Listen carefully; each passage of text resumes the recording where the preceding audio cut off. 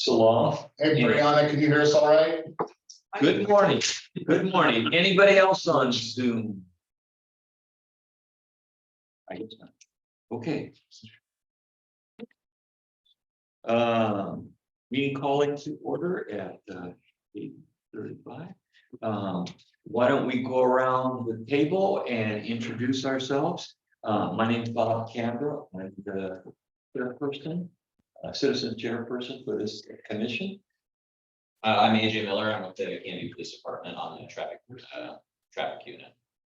Good morning, I'm Gary Bryant, member of the TSC. Happy to be here.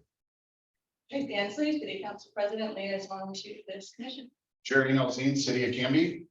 Hey, Driscoll, Jackie Jones, Secretary for this commission. And Clint Coleman, member of the committee. And Brianna Adada, Associate Planner, City of Canby. thank you all. Appreciate all of you being here. Did everybody have a chance to review the minutes from the June 14th meeting? It was sent out to all of you. Can I have a motion for approval of the minutes? I'll make a motion. Gary? I'll second that. And any comment, discussion? It was a nice detail of minutes. I would give it, thank you very much. So all those in favor say aye. Aye. Aye. Opposed?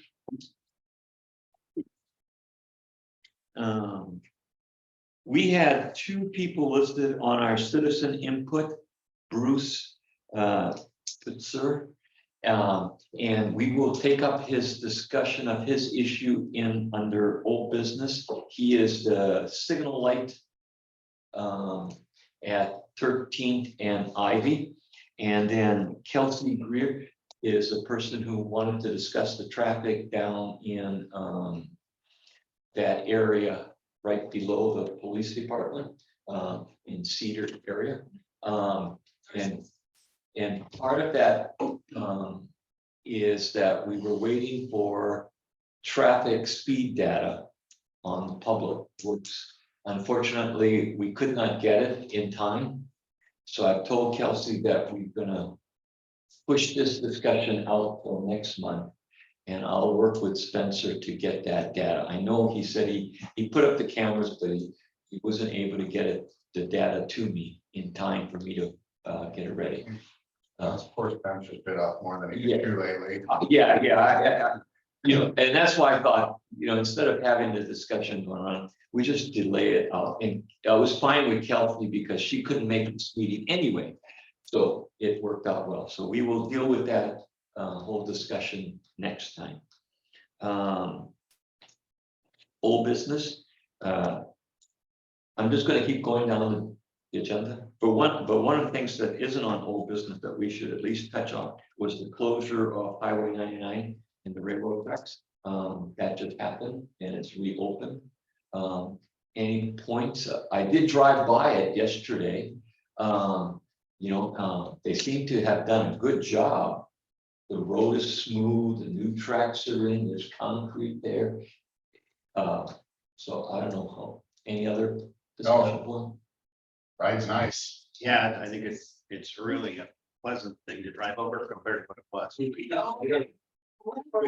get up to 80 to do there now.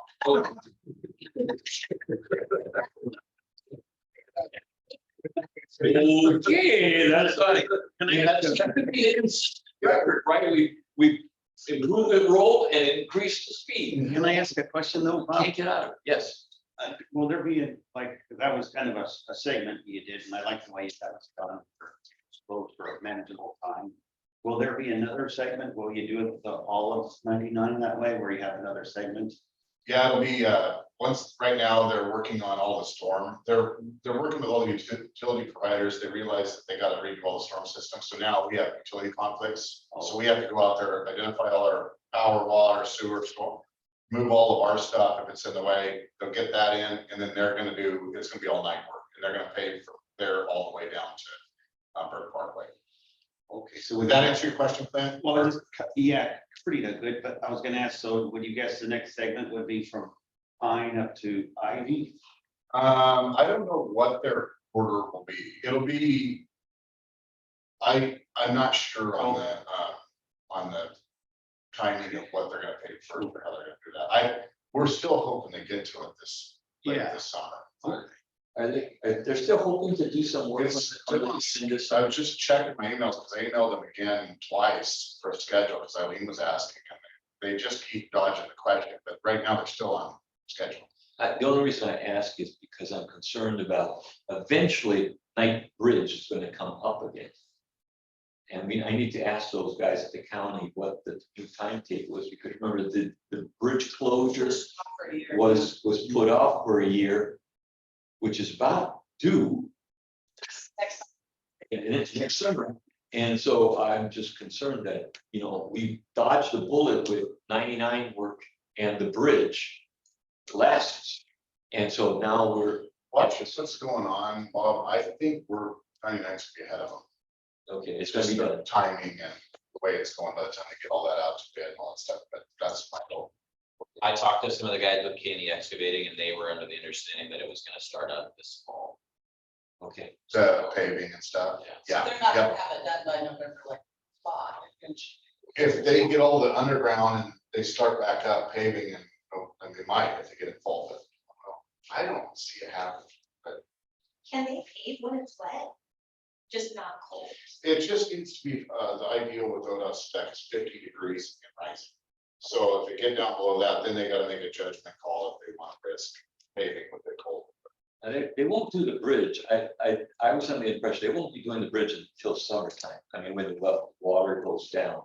So I mean, we've got that much of a window. Say, AJ, they were gonna start back up in fall, or they were gonna try to have it ready to pave by the fall. I just heard start. Start. I didn't hear if it was paving or whatever. I just heard start. Yeah, them guys are fast though. Yeah, I just don't, I'm trying to track that so that it doesn't overlap again. If I get a new schedule from them, I've been trying to get it, I'll send it out to you guys. I'll send it to you, Bob, you can share it. But as far as the closure went, I know there was some, bunches up, especially like Pine and Territorial. The other day was just a mess.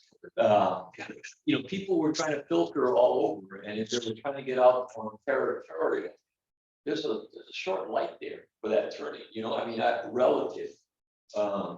Left turn on from Territorial to 99 is a short light, so if you got a bunch of cars lined up, they're gonna be there for a while. But aside from that, Well, they ended up finally, like, Friday, people were coming down Redwood like crazy. So they ended up closing the right turn lane off of 99 to Redwood. But it was Redwood and Territorial that stopped. We were backed up all the way past Oliver's house on the 18th, and then Territorial was backed up all the way to Maple. yeah, and then Pine got backed up all the way going up because people were sneaking down Pine thinking they could just turn in. No, there was no sneaking. You just had to be patient, but Yes, Friday was the worst of it. It was because, commuting traffic and stuff. That little lady on there standing in her yard on Territorial was hilarious to me. in some ways, after I grew walking by, I almost They thought haven't. it would have been better for them to take the route, the detour route, than to try to. It seems smoother than to all the way around. The only problem with it was backing up in front of the fire station later. But it's the way they had it to where they had the flaggers and just let people go through and then let other people go through. I thought the detour ran pretty smoothly myself. Okay, we are through that. Quick questions. Just down part 99 through yesterday. I haven't been down much of it. today. Yeah, What's that about? Are they just kind of yeah, they got each thing, that's why it's kind of bottleneck. But they're just cleaning up the edges, I think it's landscaping to do. Told them I want the blackberries restored.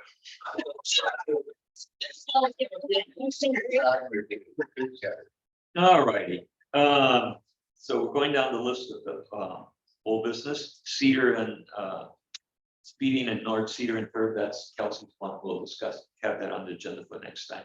I sent out 3 different letters, drafts of issues that we've been dealing with. And I'm not too sure if everybody's had a chance to review them. The first one, the thing is the location of the truck signs, letter for approval. And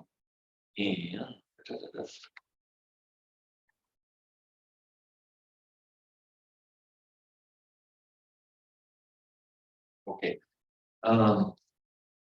I can pass it around real quickly if you guys haven't read it before. You had 3 different subjects. I mean, Yeah, you had 3 different topics. yeah, 3 different letters, 3 different letters. The first is the truck. This, shall I read it for you guys? Okay. Okay. Canby Traffic Safety Commission is asking the city administrator to consider actively encouraging and advocating to the city for them to make the following changes. The following are the recommended locations for larger, not smaller than 6 feet by 4 feet or 4 by 8, more visible red and orange flags, road route signage for the west entry route to Canby. The present signage along this roadway is small, difficult to see, and too late in the roadway for trucks to make corrections to their routes. This has led to many large trucks utilizing Knight Bridge when they shouldn't, and also them entering parts of Canby where large should not go. Trucks should not be. These new signs will help in directing them to better and safer route Canby. The new signs would be 1, new sign on Art Road after the airport, close to Fur Point. A replacement sign, replace present truck sign and relocate prior to intersection of Art and Knight Bridge Road. Move it a short distance up the road toward the airport from its present location so that there's more time to think before you hit the intersection. New sign at the intersection of Art and Barlow Road. Trucks must use right to reach 99, encouraging them to directing them that way. Replace present sign on Knight Bridge, which is presently by the power station or near the power station. Require oversized trucks must turn right on Barlow Road to get them to 99. We would certainly be available for further discussion. Per your recommendation, I did my best, not a whiz at this. I did go and get maps that show where, and I wasn't able to send that with the letter, because I'm not technically great at that, but I do have the maps here. So we're looking for approval from the city to present this letter to the counties. That's it, exactly. So I'm open to changing anything on the letter or whatever you want. If not, we need to either approve or deny sending the letter to the city. I make a motion to approve it. Yes, it spells it out. We need to have this done now while the construction's going on and we're gonna. And with your trucking background, you like the way it's, Oh, yeah. I mean, as an example, I used Marion County's signage there on, not Butteville, well, Butteville Road was a detour. And it was, yes, and so it's very obvious. and Officer Miller, are you in favor of this? Okay. Yeah, I'm happy to be fine. I'll second Gary's motion. Okay, any further discussion? Who wrote that? I mean, Who wrote the letter? You did? I did. My name is all that, right? I try my best. Notice the truck is on the carpet. I couldn't get copies of those for whatever reason when it came through my. I'm sorry. Do you need me to put the PDF for you? What? Do you want to know the PDF form? Yeah, I could PDF. it. I can send that to you there. Okay, thank you. Okay, all in favor of the letter, say aye. Aye. Not in favor? Oh, passed. Okay, we will work to formalize that letter and send it out. Trace, just to clarify, I've got it addressed to Eileen Stein, Dan Hardy, Jerry, Don Hardy, and then yourself. I didn't put the mayor because you're the representative. Is that the correct? Okay. All right.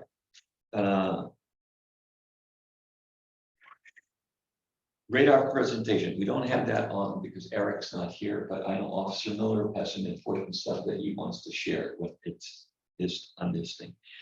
The next one is another letter, failed intersection at 13th and Ivy. Okay, and I sent we talked about it last time, and I have drafted a letter. And I sent it out to you guys. Let me read that to you, okay?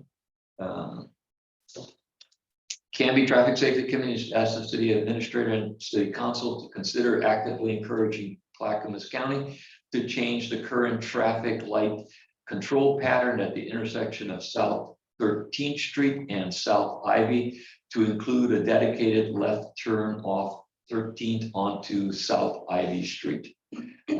We have received numerous complaints from citizens stating traffic at the intersection is so busy, cars can sit through numerous cycles of lights without being able to turn because they are not allowed to turn on the yield.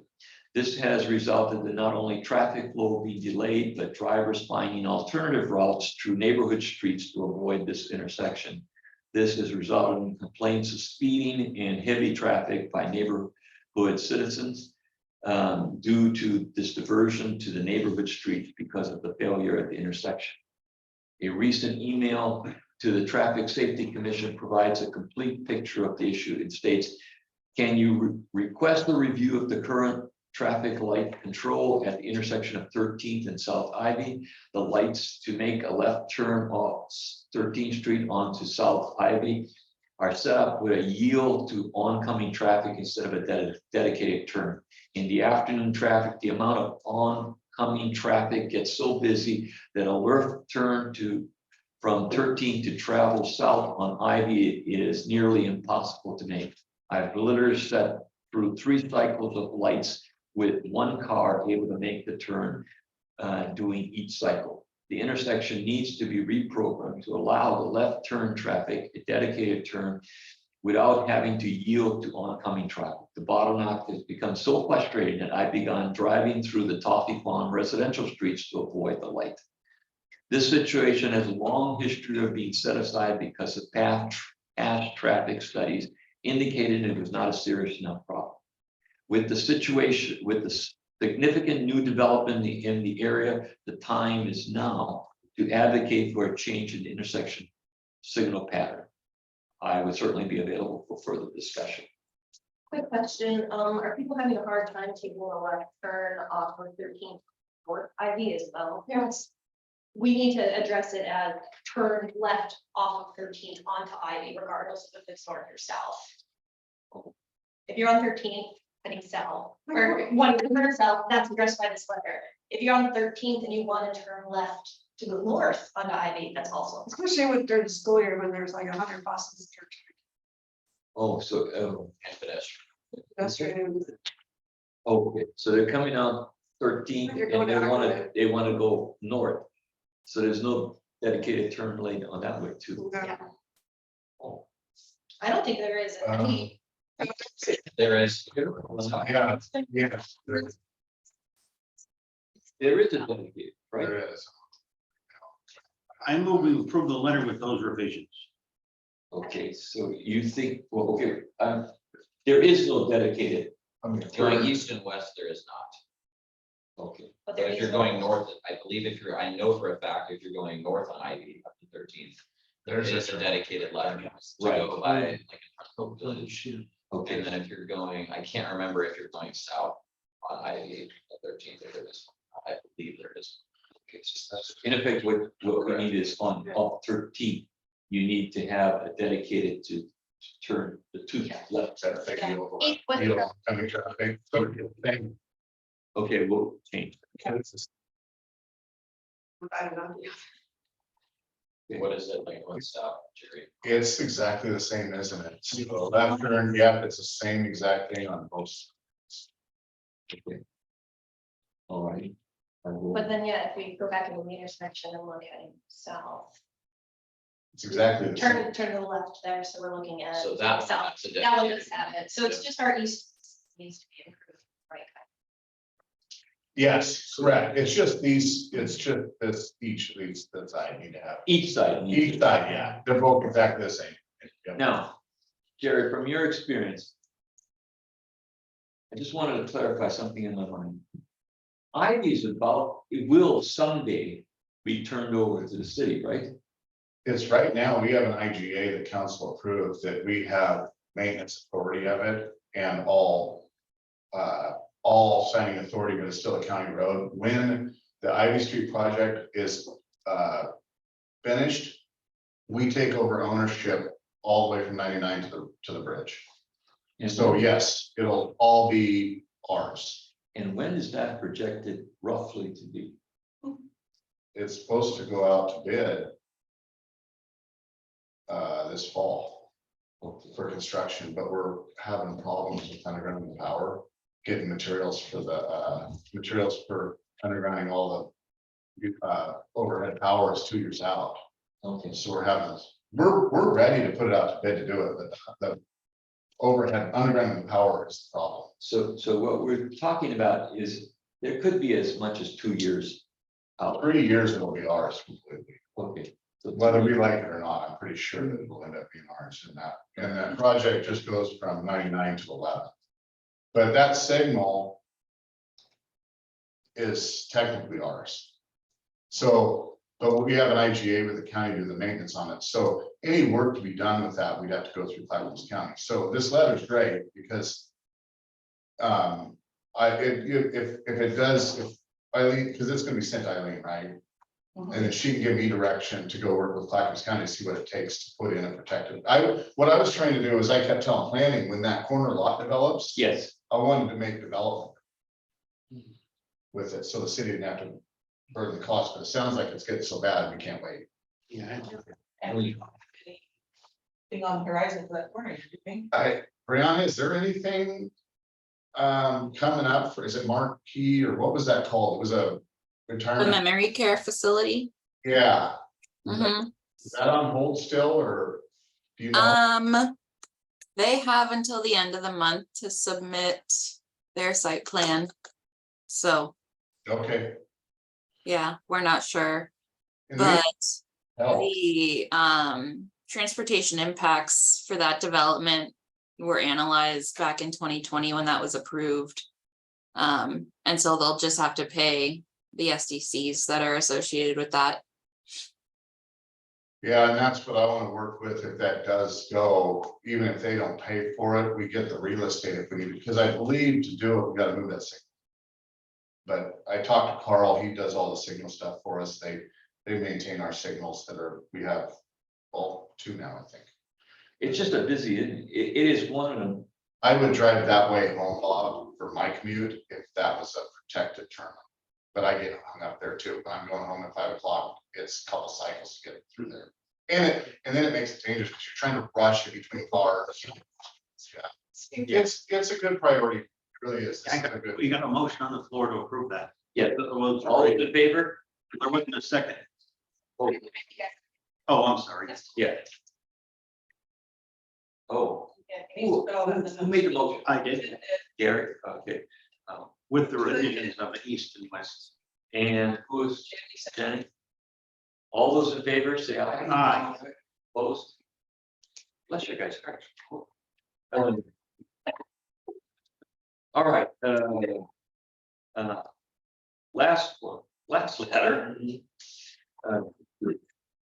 Okay, this one deals with the speed limit, between, 13th and Ivy, intersection of 13th and Ivy and the bridge. And this was, Bruce Holzer's main concern. Well, no, it wasn't him, it was somebody else though previously, who was in a, There were a couple folks that here. yes. And the police department had previously requested that, I think it was chief, I think some time back, had requested that that be reduced. You know, this is something I firmly believe we should support. AJ, do we have feedback from? Yes, yep, and he said he support the speed, And then going down to 30, is that, that's what you. so IDO, other than the school zone. So let me, Yeah. read you the letter and see if you guys all jump in, correct me if I'm wrong, okay? County Traffic Safety Commission is recommending the city administration and city council to consider actively advocating for Clackamas County to change the current speed limit on the portion of the roadway they control from the intersection of South 13th Street and South Ivy going south to the bridge, the city and the city of Canby Police Department to be allowed to enforce the new limit. The current speed from the bridge entering Canby to South 18th Street is 50 miles an hour and it drops to 40 at South 18th Street and continues to be 40 until just shortly before the intersection. This area is currently being heavily developed and have roadways attached to it out of the developments on both sides of South Ivy roadway. We have received concerns raised by citizens that speeding cars are traveling, make it difficult and unsafe to attempt to enter the Ivy roadway. They feel forced to drive through neighborhood roadways rather than access this more appropriate route. The speed should be reduced to 30 miles per hour, as would be typical for this type of roadway in the city. This would increase safety, reduce the traffic filtering to neighborhoods that are unnecessary and concerning. It should be noted that in the future, once the Ivy project is completed, this roadway will be turned over to the city. Let's move the timetable for just the speed change now to remedy a growing problem. So that's, any thoughts? I move, Easy deal. I move that we send that letter and I'm all in favor of that reduction. I'm gonna say I'd like to suggest we make a couple short minor edits to it. There are a couple tense things that are edits that I wanted to address just for Sure. clarity. And then when we're talking about the area, I think we should clarify what is southbound or northbound Ivy and southbound Ivy, just to help orient them a little bit better, because some of the directional statements for someone who isn't super familiar with it, they might be a little bit like, what are you talking about? Which direction are you heading? Did we say anything in there about the fact that the speed limit is different on Well, different? first, before you go on, I need a second, I have a motion to approve, I need a second. Do we need to? Can we have a second before For your discussion? sections. Get on. Second before we. We would approve it and then talk about edits. Yeah. First, then discussion, then vote. That's. Okay, so I Okay, Jack, second. Okay, now. Okay. Before we voted. Sorry. I'm listening in this part. So I mostly would like to propose a couple edits. Go ahead. I want, specifying when we're talking about, in the beginning, that we're talking about when we're saying this area between the bridge and when you enter Canby, clarifying what's northbound and southbound, like easier to orient. I can add to that. So when I talked to Joe Merrick about this, and the county supports this, they supported this, but they wanted me to wait till their subdivisions are in. And so they're in. Yeah. And I do the speed study request, and what I'm gonna request, and then is I'm gonna request 30 miles an hour, both directions. From the bridge all the way to 99. Okay, So- we didn't talk about So, both sides. yeah, so if you guys want to change it, whatever, but I just want to make sure we're, I'm just gonna request, because that's what police, I believe. That's what it says. Asked me to do, so, It's- okay, yeah. I got pretty clear direction. Appreciate that. Yeah, maybe just a minor edit to say that we want to address the in both directions on Ivy. Okay, Yeah. That would be fine. And when I get that, Bob, from Eileen, I'll just submit a speed request change. do you want this letter to? I think it's a good idea, and you've done all the work, I think it, and then it goes to Eileen and stuff, and then everyone's in a loop, she can talk about it at council. Okay. So I think it's a good idea, if you guys pass that, give it to her, and then, I mean, that's something we've done in the past. And when I'm talking about 40 miles and 50 miles, that's really, I'm talking about current speed. Correct. And I guess need to be more clear when I say the speed should be reduced to 30 miles per hour. I guess what you want me to say, 30 miles an hour In both directions. in both directions, from the bridge to the intersection, from the intersection to the bridge. Yes. Is that what you want? And I think one of the things that helps Jerry and Officer Miller is, there'll undoubtedly be a segment of folks that grouse about this reduction. And so I think that should be put on our shoulders. A traffic study reviewed this thoroughly. Yep. And recommended that. That we put in our direction. Yeah, I mean, it wasn't like the city just decided to slow it. Slower. It went through our community, we talked about it. No, it's good, this is good. And we talked about it last time, and it wasn't ready. You know what I mean? So now we got the subdivision built, let's do it. Great, I will edit this and get it out, you guys. Thank you for any other edits. I am always open to the edits. I move these letters forward, not because I'm the greatest penmanship, but if you don't put something in paper, it doesn't move the process along. So Tracy, do I modify my motion? I move that we approve Bob's letter with regard to South Ivy with the revisions that Jennifer suggested. And I second the motion. All those in favor? Aye. Approved. Denied. Approved. Okay, moving along. The other thing we have here is a discussion of North Elm and Third. There was a discussion about alleyways. North Elm. It's on his minutes, but Yeah, thank you. If we could bring up the map, it'll help people. We're just looking just south of Eccles Elementary. Okay, for one run this.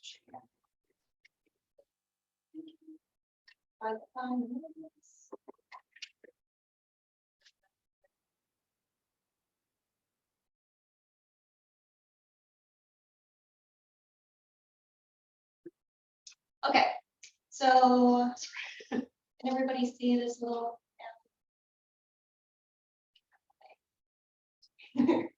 Just talking to. So the one by Davy's Planet. So, yeah, we're talking right now, specifically what prompted this is this block right here between Fir and Elm. This is the William Knight Elementary School here and their playground and whatnot. And this is the Eccles Elementary School. And these blocks here, 5th and 4th, are considered high density residential. There are these little alleyways that go through this block. It goes through this block, even though Google Maps can't tell because of the trees. Yeah. And it goes through here too. So we have this kind of alleyway cut through between First Street and Cedar Street, all right here in the vicinity of the school. There are also some a little bit further south. They go through that are in a different zoning area. These are like commercial zoning, and just FYI, there's others in this general vicinity as well. So the reason I wanted to bring this to people's attention and have a conversation, to learn a little more background, and also just to see what we may or may not want to encourage to happen is right here, this building just got approved to put in 5 duplexes on a 0.2 acre lot. And 2 of the duplexes have their driveways and the front doors and everything on this little alleyway. This alleyway is 20 feet from property line to property line. It has a little paving down the middle that's probably about 14 feet wide. And right now, our city code considers alleyways roads. If it was a fire lane, which the fire department kind of calls it a fire lane, but there's not an official designation for that, then it might be looked at differently. But for as long as an alleyway is a road, it can be developed on as a road.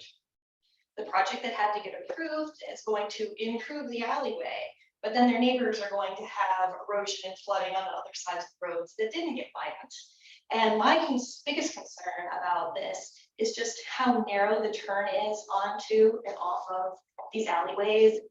Right, literally next to like the front doors and the playgrounds, of 2 elementary schools. So, reason I wanted to bring it up is a couple of reasons for it. So, right now, when the project came before the planning commission and got approved, Fire, Jim Walker, who I'm not familiar with, said that he was okay with taking a truck onto this 20-foot property line to property line fence to fence area. Which is different than what we had got from Matt English Yep. previously, where he stated nothing under 21 feet should be approved. So there's a bit of a conflict there. To get down that. Well, and my biggest concern is you say yes to one thing, you open the floodgates, everybody's gonna wanna do it. And at that point, then you have all of these properties that could get developed with very, very high density buildings and properties with driveways that go on to an alleyway that is only 20 feet property line to property line. It's 2 ways, anybody Do can they go on allow it, parking in the cell? not on the alleyway, only in the driveway. 20 feet is city property, so they can't park on that. Yeah. Right away, and the fences go right up to 20 feet. But I know that I'm only giggling because you say that's city property, Yeah. parking. Yeah. Oh, I know. The reality is that they'll park. The problem is garbage trucks use those. Yeah. And so they it kind of takes care of itself off, they can't fit, and they don't get a garbage dump, so. Yeah, but at the point where we've said, okay, you can call this basically frontage, right? It's like that driveways that the only way to get in and out of your house is on this alleyway, then it becomes by definition a road. Do we want to have these alleyways considered roads, or is it something we want to coordinate between public works and fire to say, no, this is a fire access and maybe some people drive down it? And if that isn't a route we want to take, do we, like, you know, as a group instead want to say these need to be at least marked as one way to limit the amount of cars that are going back and forth and coming out in a pretty sensitive area for small children? Because the visibility is terrible. The alleyways between second, and third are one. Like where the bank This is. one isn't. They're not, there's nothing sitting on this up there. They- Maybe someone has been, it's not. The ones between the old library for the brewery going and the ones, you know, behind keeping, those ones are marked one way. Yes. Do not enter. Okay. And the first one. It is extremely small things. I mean, I even saw some off Knox, you know. Yeah, they go between not all the way down, I mean, It's know, clear it out. There's Focus Street. Small alleyways. Yeah. They should probably all be. and that's where we run our sewer, garbage truck. Yeah, all of it. They're built to our standards on road depth and stuff like that. We have a cross section in our field, but we've never really addressed the one way or any of that stuff. It's just kind of a free for all, except the places where we've got issues.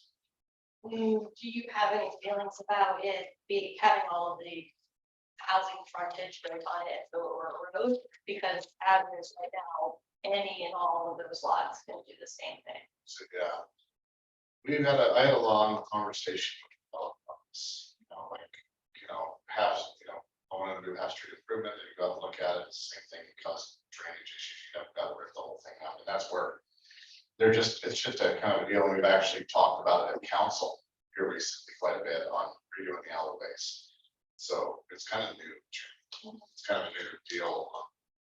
And what are you guys looking at as far as the council point direction? They're cherries.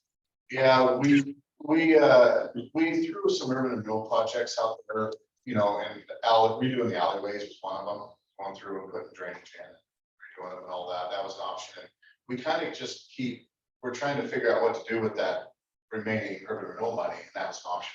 We really haven't decided completely on that yet, but I could see it ended up being one of these deals. And what I came up with on the alleys was just a rough estimate on to redo an alley. As an average was like $65,000. Pave it 20 foot wide, put it in. So, if not to get away from your signage issue, but to redo that so that they're all uniform and all that stuff was an option. So they have so much money left in urban renewal before it closes. So we were throwing. So, yes, so much. You have so much. They have we've spent up with money where we're at that point where we're down to a little bit of money left. And so alleys might be a good fill-in project. And if we do decide to do that, I'm gonna change our public works design standards off that model for alleyways. And potentially make them one way, you know, with garbage I think and, that would be a good start, at Yeah. least as big, do not enter signs, just like on the ones. Yeah. Or- And I know you said it takes care of itself, but all these alleyways should have no parking. here's the problem. This is the problem with it, is the fences are right up to the 20 feet and no one wants it in there. They don't want a sign in there on their fence, you know, or, you know. It even narrows up the Then I distance, just and put the sign at the start of then it. they started saying, who's complaining about this? Well, because you're gonna put, according to the urban growth, Is parking an issue? Let's start there. Yeah, right now it hasn't, but right now there aren't any houses whose There driveway is are passed now. they're gonna infill, There has to be, that's the problem. the Yeah, infill is gonna increase their traffic. Parking will be a problem. Yes. See, I mean, that's why, They will be towed if they park on the street. I will tow it, I'll have police tow their car. They can't, because you can't get fire, you can't get in, you can't get through, yeah. But you But you see a don't- lot more people coming through. It's one thing like on Tuesday mornings, the trash can comes through or the Yeah. trash comes through early It- versus just everyday traffic, people coming and going to their This- homes. This is the problem with it. So I had, just the other day, I had one call me, they want a speed sign on one, certain street, I don't remember which one. I said, no problem, can I put it in front of your house? No. yeah. We know that exactly. No.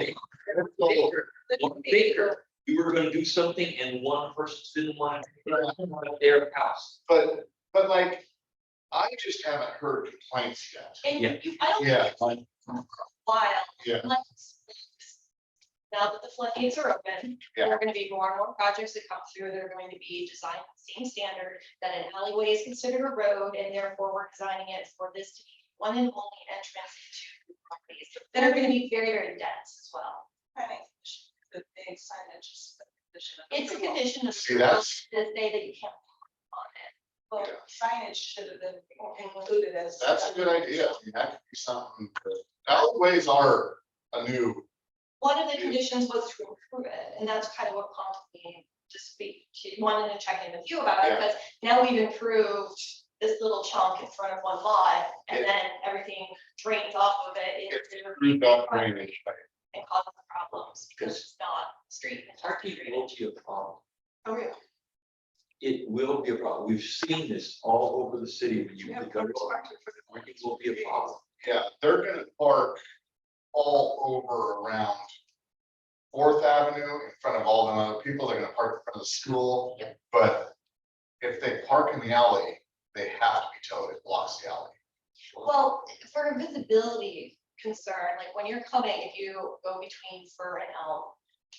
But that one is especially bad for visibility if you're coming out that way. If you look, you cannot see around trees, you cannot see around parked cars, and quite literally half a block to your north is an elementary school entrance. So at some point, it would need to be addressed, what is like truly like the visibility that you're trying to block off, and that's going to have a bigger impact on the area as well. Because now there's even less places to park and what elsewise would have been places to be. What does the city and public works want traffic safety On alleyways? on alleyways? No, I honestly, I mean. I don't get any complaints on alleys, and if I do, Yes. it's, if, like the one-way stuff, if it turns into a problem, we go out and sign it or stripe it or something like that, but right now, the biggest complaints we have on alleyways is the potholes. And how dangerous they are walking down because they're dark at night, there's no lighting, there's, yeah, I mean, that's the biggest concern we have about alleys right now is getting done. But Do we have the ability to make them basically like streets to have drainage and lighting and everything else? Yep. With that limited amount of space? it'll all fit great, we got a plan for it, I got the sign done, and everything, it's just, and it was kind of, Counselor Hensley even went drove them with me, and she's like, we might do something. And we might even need to use urban renewal money on it. I was like, wow, are you okay? But yeah, it's not, alleys are not shut down yet. it's still on the list at what we're looking at city council. Okay. And Tracy can actually bring it up again in the next week. Well, yeah, next time, we're gonna be talking about. Yeah, I think that as far as the visibility thing goes, if you made them one way, that would help, because then you can improve the exits and entrances to one end, and that takes care of it really. and that's. It's hardly striking. parking in the alleyway. Arrow. That, Yeah. they know, part around. And you eliminate, Stay within the- if you do it one way, you eliminate the striping, because it's The- one way yeah. of traffic. Yep, And then one idea too is if you repave them, what if you outline the outer edges in yellow stripes? And you know, this is an area that cannot be blocked I mean, there's. to accommodate fire trucks. If garbage we, trucks. if we get to if we get to redoing alleys, we'll make the design standard, and then it makes it simple. If we can make developers do it, we can make like that house one in there, say, you know what, you gotta redo the whole alley. Cause this is our standard. And I don't know, Just want to break, okay. So I guess this is a discussion, no action is gonna be Yeah. taken at this time. And what the knee jerk reaction is to, you know, everybody treating like this a road, indefinitely, because we're treating them all like roads, we're gonna have a lot of development on undeveloped. they even got Jason Pat saying in the council meeting that it was okay to use street maintenance fee on it, which surprised me. Like, wow. So, but it is a road, so it does qualify. Yeah, it's just that we got. That was my previous. But if we get everyone focused on alleys, it gives us more feed to have council direction. Okay. So, So let us know if you need any action on the issue. Okay. Leave it at that. Other thing, last thing on whole business was, Jerry, you were here last time, was a CIP update on Walnut Street and Kent and Fort and Pine. How are those projects coming? good. Not fast enough, but they're going good. We're, Walnut Street is, we're waiting for an entry permit with ODOT so that we can get permission to put the signal in. And then once we get that, we're gonna start, we've got design going. I have a meeting at 10 today to figure out what to do with utilities on that. So Walnut's going good, it's just not fast enough. And then, I'm trying to get an engineering contract to council for the August 2nd, August 1st, what's the next? August 2nd meeting for engineering approval, so I can start design of 10th and Pine realignment this year. So if council approves the contract with my engineer, we're gonna go to work, On both of those? get all the design done and all that, and try to get it out to bid and get construction started as soon as possible. But I can't start design until we get approval, so council will be seeing that, and I know that we'll have support from Tracy because Pine was kind of one of yours. Pine's a terrible. So while I have all my senior staff that are getting ready to retire the next couple of years, I want to get those two projects done. That's my goal. Do we need any type of supporting testimony to support those two? We've done it in the Well, past. but- Once we get the engineering design done, right now, Colonel McLeod's working on all of the easements we need and the right of way we need. Maybe I'll get in touch with the applicant, get started with a door knocking, like we did on Maple. And if we have some difficult ones, maybe we'll have the community reach out and help, you know, traffic safety and stuff, saying, why don't you want a sidewalk, you know? Yeah. You know, How long is your bid process? Does the city have a minimum amount of time that it needs to be out? Like, yeah, we advertise it for 2 weeks. And then we advertise on the city website, Daily Journal of Commerce, and then I do word of mouth. About this week. cool. So you have a small. Yeah, That's required. That's cool. That's helpful. but it's a big project.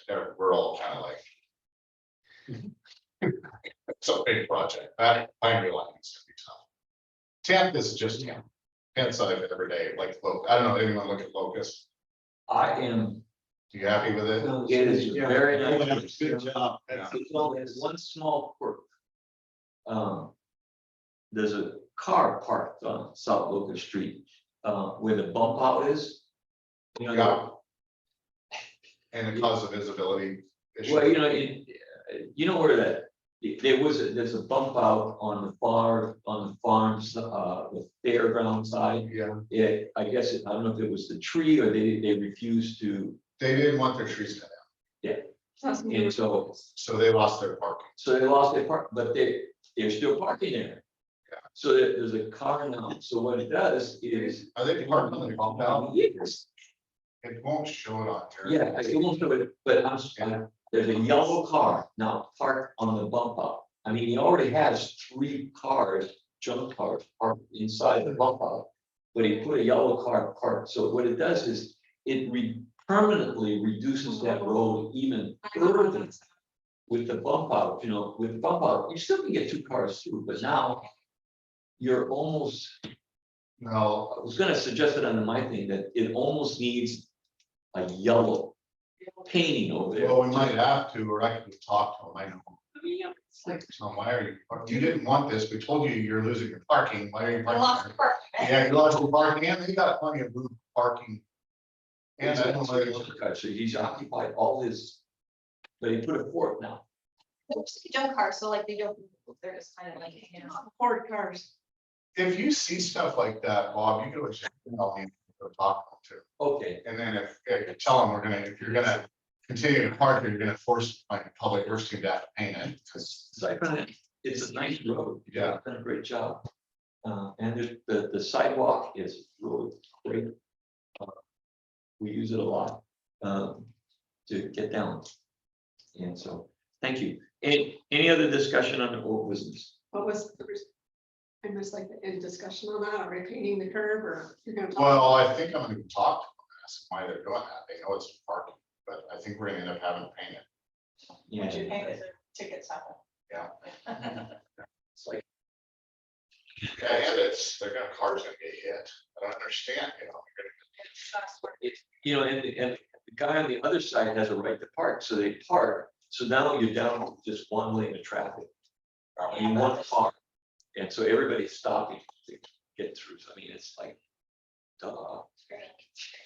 Anyway, new business, city reports. We're gonna move on. So we'll talk about some citations real quick first and go over what we had in June. With 413 citations, that does not count the other agencies that were in Canby. During that month, we had some multi-agency operations. We had 7 UI arrests. There were 16 total traffic times that did not include UI, so reckless driving, hit and run, etc. We had 9 traffic complaints. DUI numbers were down from the previous month, but our staffing has been a little down as well, so that kind of reflects that. And Jerry, did you get the email on there where you can pull up the PDFs that I sent out? It should be from this morning. I think I saw. Oh, it just came. I just sent them at like somewhere this morning. I replied all to Grill and chill? the nope. There we go. So the Alan Miller, this. yeah, so actually go to the top one first and now pull up the traffic crash stats on the right one first. So we went through our traffic crash reports between 2020 and 2023, which were current, which was, I think we got it up until last month. And we went over, this is kind of related to the red flex conversation. We went over what crashes were related to red light violations, what were related to yellow light violations, like people that were turning on at yield, causing a crash because they didn't yield to the oncoming driver. And just, these are just total crashes between these years. And ultimately at Pine and First, we just had 1 total crash at the intersection in the last 3 years that was unrelated to a red light violation or flashing yellow. At 99 in Ivy, in 2020, there was 1 crash that was related to somebody running a red light. In 2021, there was only 1 crash that was related to a flashing yellow. There was 0 in 2022 and 0 in 2023. At 99 in Grant Street, there was 0 crashes, nothing that was related to people running a red light or a flashing yellow. this one here, First and Grant. So there were crashes there, there Or were, am I in the wrong spot? I make sure I'm in the right spot. you were on the right spot. Okay. Yeah, so. The crash is not I'm referring to whether it's zero, is that there was zero related to somebody running a red light or Oh. related to the traffic light signal. At 99 and Elm, in 2020, there was one crash related to somebody not yielding at a flashing yellow. And there was two in 2021 that were related to a red light violation, was the reason for the crash. At 99 and Bird Parkway, there was only one. I think that was related to a red light in 2023 within that year period. So in total of all these years of the data that we went through, and we actually went through each individual police report and got the exact details of the crashes. There was 3 total in 3.5 years that specifically involved red light violations. Those are crashes that were DMV mandatory reports. So $2,500 more in damage. Or somebody was injured in those crashes. There was another report, Jerry, that, Okay, so it was on that same email, it should have been the red flex one. So the chief of police, Chief Tro, had underlined some stuff, this is, this one. yeah, that one. So this document is from ODOT, and this has to do with red flex cameras. Pull up on my screen. The chief standard. I I gotta watch it, could be fast. So- You know, all across. So these are essentially the guidelines, and if you scroll down to, I don't have a page number. It's not on. Okay. So you can talk about it. So page 1, you gotta scroll down a little bit, but essentially.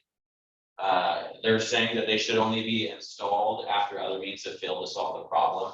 And part of the guidelines in here is that it needs to show a relative pattern of consistent serious crashes at intersections. And part of the guidelines say that they should only be installed after other means have failed to solve the problem. And this is stuff that, like I said, the chief is underlining. And it also talks about in here about how there's a concern for rear end crashes once the cameras are installed. Because people are not wanting to get a ticket, so they're slamming on their brakes, and they have actually been shown to increase crashes, rear end crashes, right? Because people are slowing down.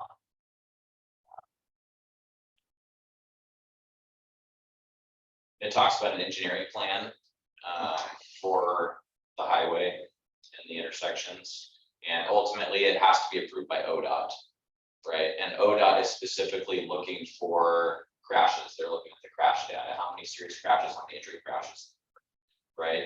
And so ODOT actually sent us an additional report that Jerry has on the other email with the crash data between 2015.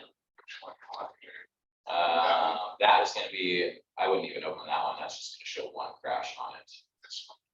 Click on that one, yeah.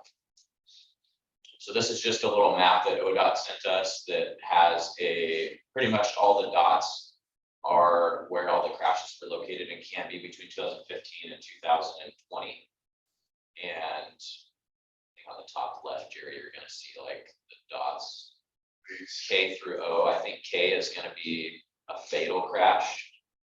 And then A through O is gonna be just I think orange is a higher number, and then it goes down from there. I don't know exactly how many numbers they're associated with per. I don't remember that one. I think that might be related to a train Oh, that got reported. Because it's right there on 99. maybe the gentleman got hit or something. Jump between cars. Yeah. No, it was 13 to 20 in that. Different. 13th of maybe had a fatal one. Yes, and for some reason I don't see one on there, so maybe that was a mistake on their part or a error. That's just a kind of a crash map that they gave us. Going back to the red flex guidelines, the chief had underlined just more guidelines that ODOT's going to want to be able to actually justify putting a red light camera at an intersection. And like I talked about earlier, a history of red light running crashes is what it says, it's underlined in here. And so when we look at the data that we had pulled in the last several years from the police reports, there was only 3.5 that were related to red light running. And so the chief was thinking that the data didn't support the need for it. And his understanding was that ODOT probably would not support that because of the data. If I could add something, Yeah, I think one of the things that would be very telling is it was quite a number of years ago that the data was, gathered. right. And I think since the community has grown quite a bit since then, it would be nice to get a more current number and compare those, because I think, I could be wrong, but I think you'd be astounded by the number of red light running. So I can agree with you that a lot of people are running red lights. The problem is that ODOT specifically wants.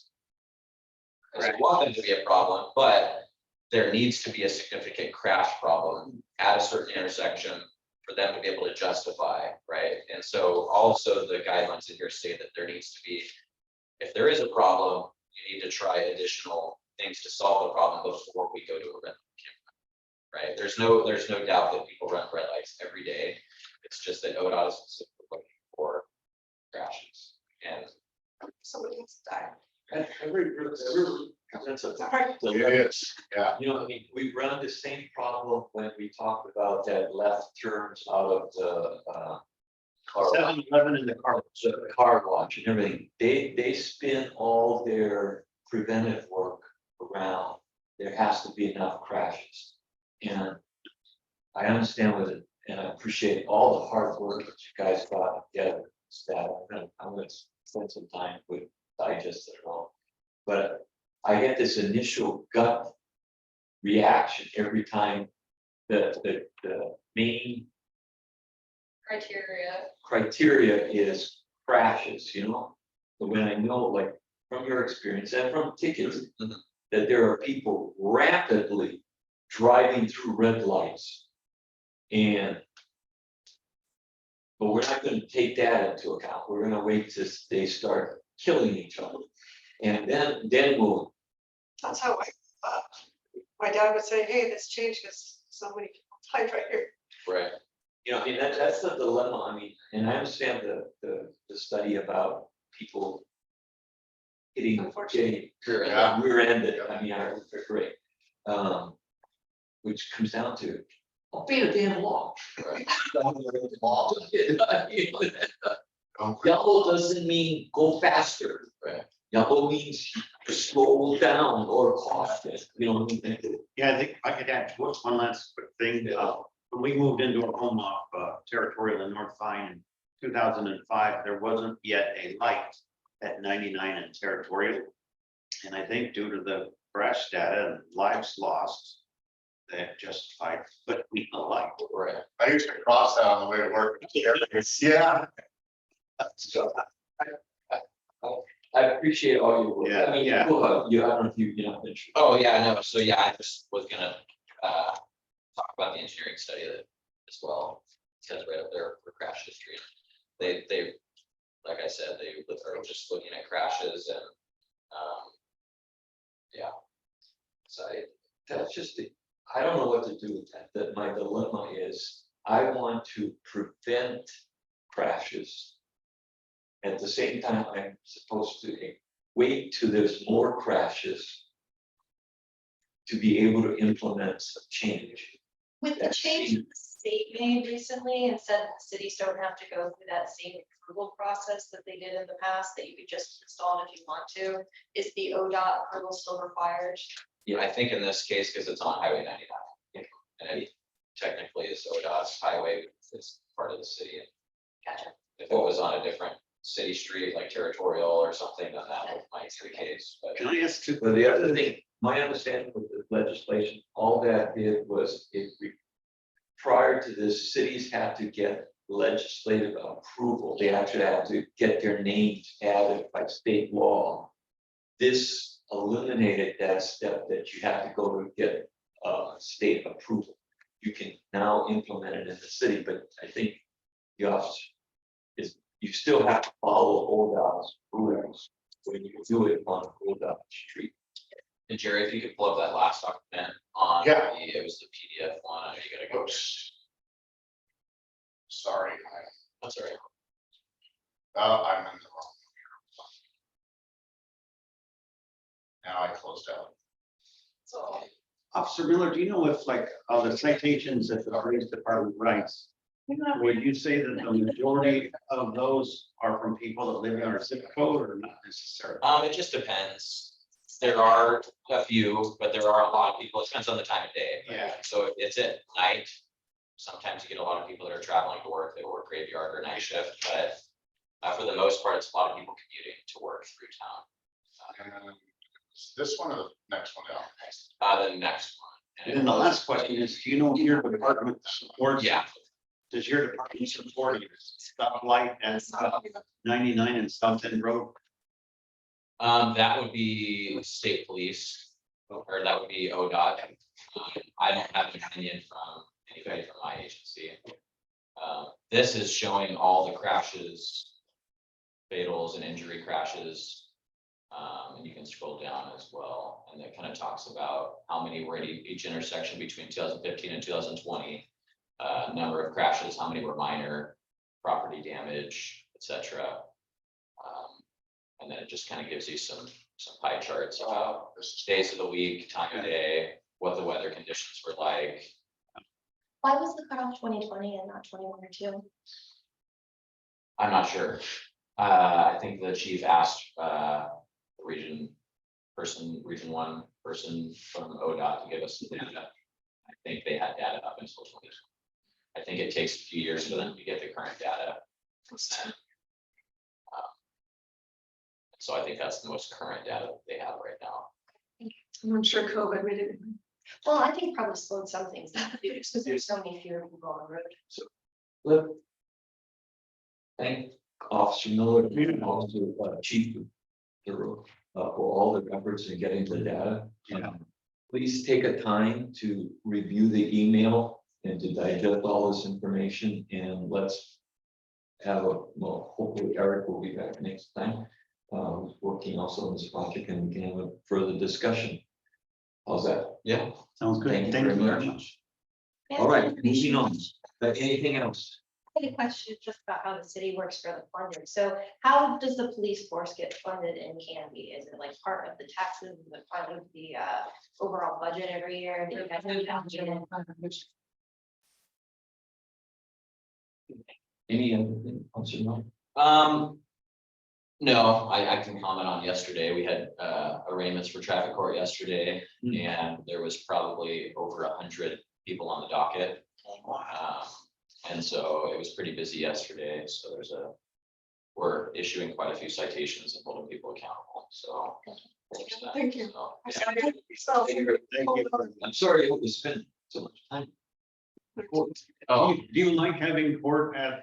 on my days off, because I make overtime. No, man, I mean, at that location versus the police department. I think there's been a lot of complaints about the library being right there. And I know that me personally, I've had one incident where somebody was held in contempt of court, and we ended up kind of wrestling with somebody in the lobby right there in front of the library. And You almost broke my ficus tree.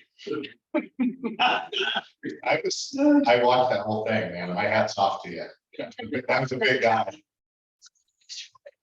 yes, and so His Clint, they took on a big guy. It was impressive. It was impressive. so I know there's. I don't want to mess with Miller. Ever. Just a big idea, not pretty. Yes, yeah. So yeah, there's been complaints, just because they don't want it next to the library where there's kids at and whatnot. But yeah, I think ultimately the decision was made that that's what they're gonna hold. Okay, well, thanks again so much for all you do. Yeah. All right. Planning department? Hi, everyone. I don't have any sort of big new projects to report. I wanted to mention the lane closures on 99 should continue through the week. Hopefully by next week they'll be done, fingers crossed. And we're also starting to get site plan applications for Mark's Place, which is the big subdivision on Ivy and 16th. So you may start to see some more work out there with structures going up. Right now, they are working on phase 1A and they're working to record phase 1B. So that's just east of Ivy. So yeah, you'll start to see that happening as well. Other than that, no big reports out for me. Thank you. Any? One couple of quick ones. Any updates on the beer library and how that's progressing along? And then also the status of the roundabout on South Ave. The roundabout, I'm not sure is even happening. I can comment on that. I don't Yeah, know, Jerry has some thoughts on that. Oh, No update on the beer library. I do know that at the beer library, they put up some signage about what they plan to do. So, they're taking a step to sort of let folks know. But there's no sort of processing updates on our side. okay, thank you. the roundabout wasn't even in the TSP, but it got, Yes. we're getting the real estate to do it, but the city's gonna have to pay for it if we want roundabout. Okay. But there is 16th or 18th, I think, 18th, going out of town. We're getting the real estate to build it, but it's supposed to create a better flow. Yeah.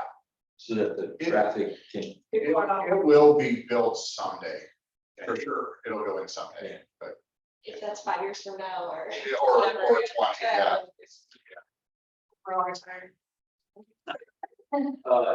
Public Works.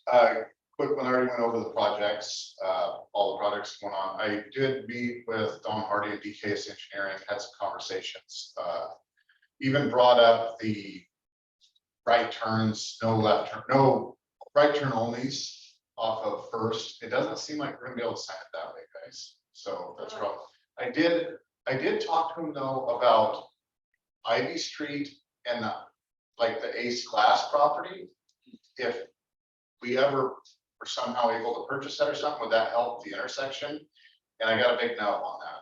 They said that it wouldn't, they did a survey on it, because I always thought it would help with the truck turning and all that, and they said it really wouldn't help us, so I always thought it would, but so BTS is saying no, so I thought I'd report on that, which was interesting to me. That's another issue. Trucks coming down Ivy to make a right turn. I mean, we just had the sign wiped out here a few weeks ago. They hit it once a month They at hit it least. once a month. Yeah. There's there again, the signage, that truck route, pretty, not very clear, Really? really. Okay, I just, I'll look at it again, I, the ones coming down Ivy and Yep. people and. you know, turn on Second, turn on Juniper. Yeah, that's, Yeah, and that's a tough one for me to resign until we take it over, but I'll look at it to make sure they're up. We need a drone that sits right there. Tells it. And if rock that goes further, it shoots a water sprinkler out. And finally, with the help of our city administrator, maybe got K&E to bag their signs so that the orange signs aren't facing the wrong way on 99. So it's been like, but Eileen finally helped me out on Try that. it out, but it doesn't really. They're like, the questions of why or the, and I don't understand that sign. I don't understand what they want you to do. they're just turned around. They're holding, so that's legal, but they're supposed to bag it, all the bags blew off. So turn around and bag it. They were there for when they had the middle of 99 closed down. Oh, People turning yeah. out of the parking lots to turn right only. When they opened it up, they just turned the signs. But it's Yeah. not, so you can see that, it's great. It's confusing, because you're driving down, looking across, you gotta turn. Yeah, it's still signing my license. Why did you Just take it down. Well, because you have to put it back up, yeah, it's, the project's just. Okay. So we're just supposed to disregard. They're supposed to It's be supposed to be covered. covered now, so I think I'm gonna do it, so, other than that, just business as usual, unless anyone has any questions about striping right now. One last question. I think I was on Spencer's list to have the numbers drawn from, say, territorial and 99, because we've had, a lot of building going on there. And, a lot of new folks that are moving into the community may not realize that our traffic speed signs are more than a suggestion. So I think the numbers would be Going down the pretty traffic. off the charts, I think. Yeah, I know right now he has the speed data down on North Cedar and Third, and he's supposed to get them to me so we can deal with I it. think he'd only probably need a week if they tops, and he'd have tons of data that would really tell a story, a compelling story. That's all I can think of.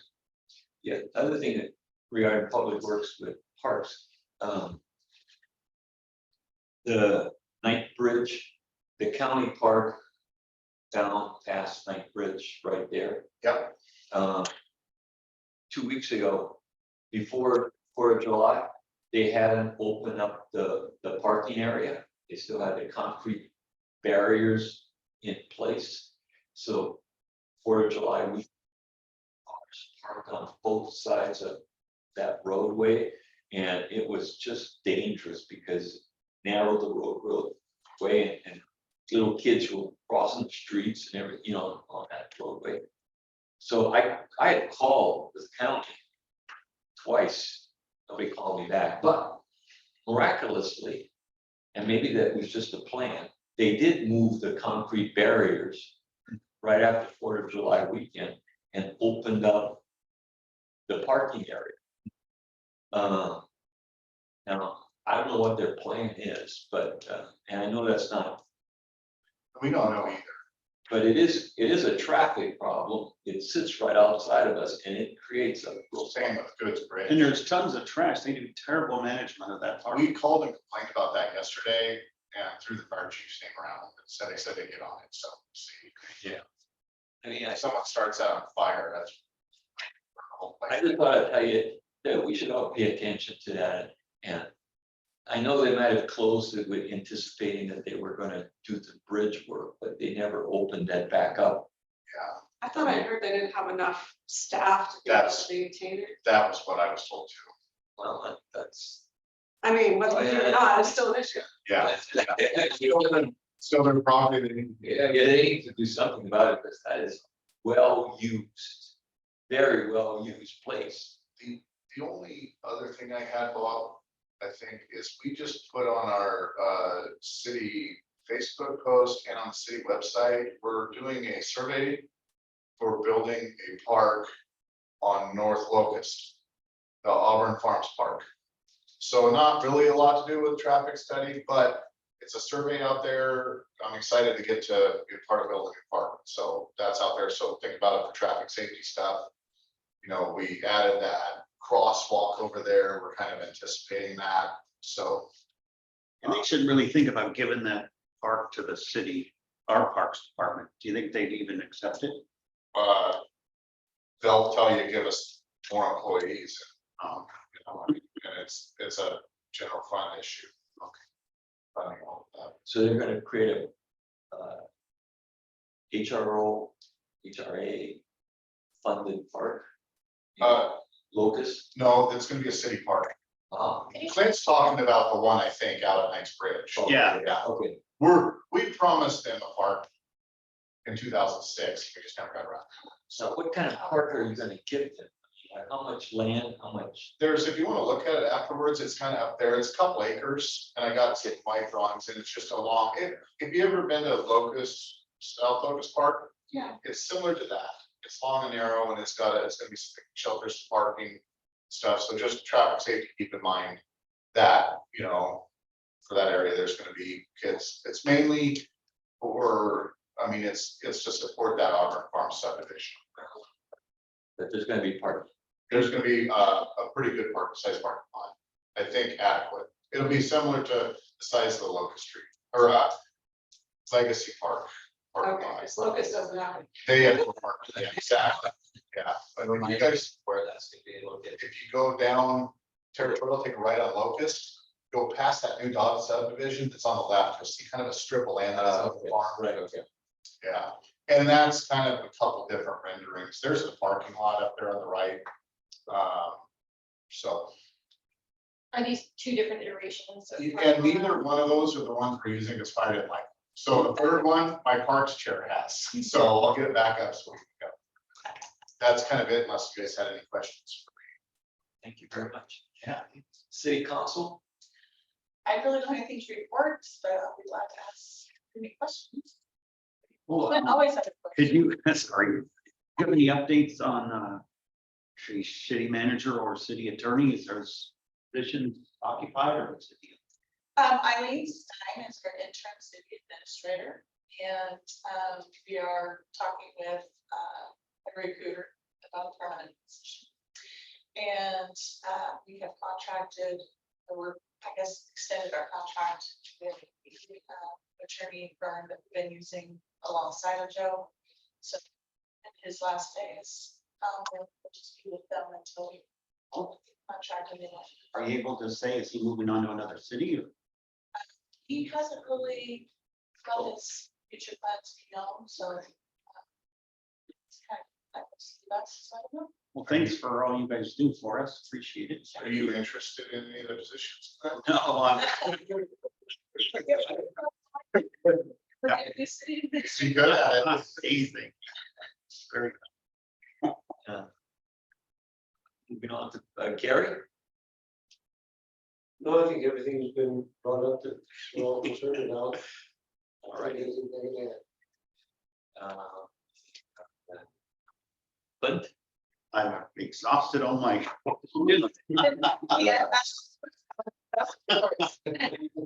Jenny? 5 minutes. What about the consideration of always stops on Elm?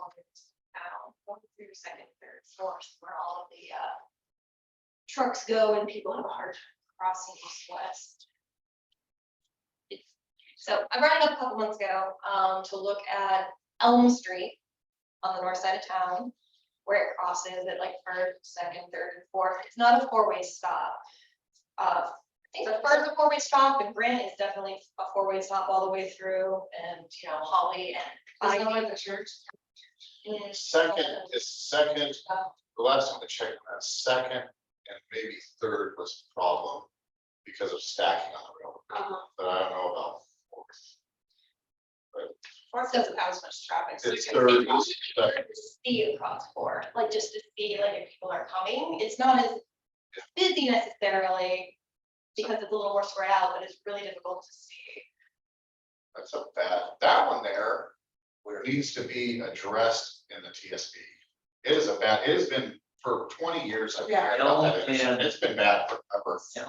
Like the truck route coming in North Elm, and the problem is that It's a crooked. second is the Second's worst. bad. Yeah, second, and it's a super wide intersection. And you got There. you got Candy rental site, and then you got parking, and then it's a long ways to get across. And then there's constant traffic that is kind of staggered, so you gotta shoot across it, and it's a long ways to get across. Right. Yeah, You kind of do, and I think if we look at like the pedestrian hit and run incidents, it's probably quite a lot of it over there. So whenever I've seen it kind of in the spattering of, this is where someone was hit, or you see something on like next door, like somebody got hit on their bike over here, like it's always that area. And that's why I was wondering if we could. we've done striping, we've done signage and stuff like that, but we've never really addressed the intersection. I love trees, but that big monstrous tree there at Second and Elm probably should be removed, don't you think? And then somehow that rental place either need to relocate or they need to reconfigure, so they're not sticking all their stuff out there. It was kind of when we kind of threw that as an urban renewal project too, to finish, how we stopped at halfway down Fur and then down Second Avenue with the urban renewal project, the downtown construction.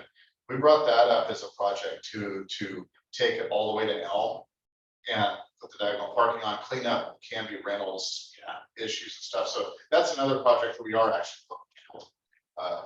But we're gonna revisit that at our next URD meeting. And we got So shall we have that? I'll put it on the agenda for four-way stop with Elm and I second. I but think just for discussion. that it cannot be a four-way stop. Yeah, right there, it's just over the track, Maybe. next to intersections. Yeah. But that is the roughest one right there, because That kind of bad. because people go to a lot of post office.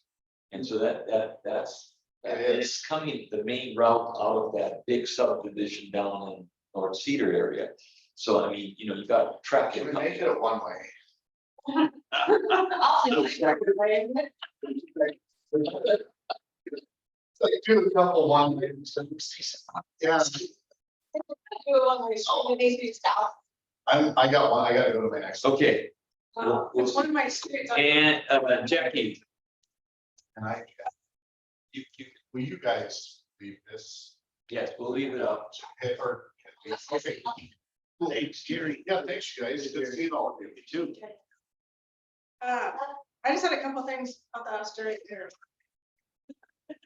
Cause I walking around the neighborhood on my lunch hour and realized that South Fir has a really bad paving situation going on if you're trying to go across. It's just like really level.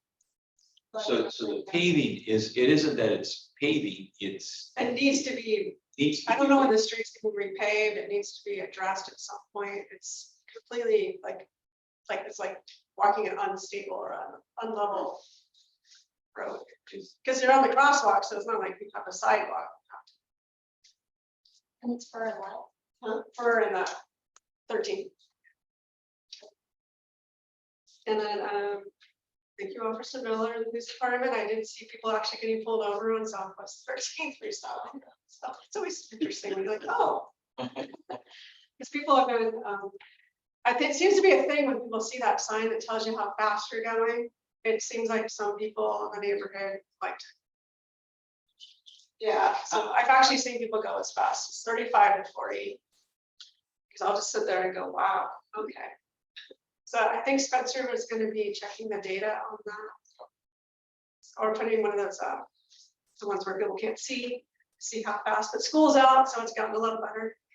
So when school's in session, it's definitely a lot crazier, but increase in the truck traffic with the new subdivision being finished up, I definitely noticed. And then there was a complaint, I think Deanna brought it up in her email about the truck that was blocking one of the streets right off of 13th at Cedar Ridge. The person blocked their truck horizontal with just barely enough room to get in. And they were concerned about the fire department not being able to get through. I mean, what would you like to see happen?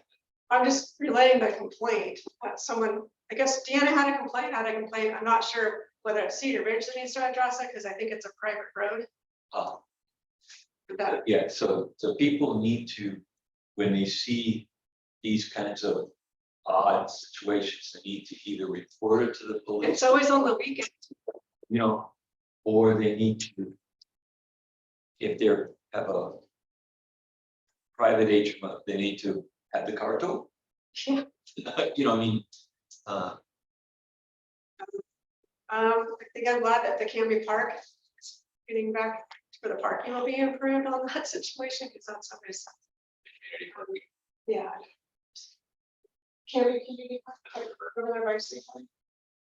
You're going down 13. The truck and the- Yeah, because that's always been a hot mess during the summer. People don't know, I mean, it's scary, actually.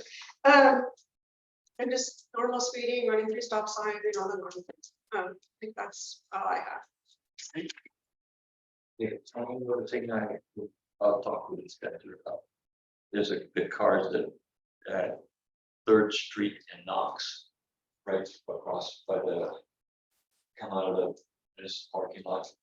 It's they park their big cars right to the curb. It's hard to see people coming in. You gotta come out so far. Anyway, I'll talk to you. Any other issues for the good of the order? Thank you very much. Yeah, Very thank you. productive meeting. Yeah. Well, see you next time. Have a great day, everyone. Okay, yeah, that's a lot. Yeah. Yeah.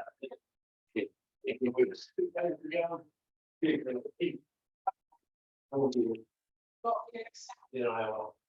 I won't be here at the next meeting. very. Okay. Somebody gonna leave on this meeting. Why? No, You got it. Well, Knoxville, Nashville from Iowa, 4 days of it. Where are you going? Knoxville, Iowa.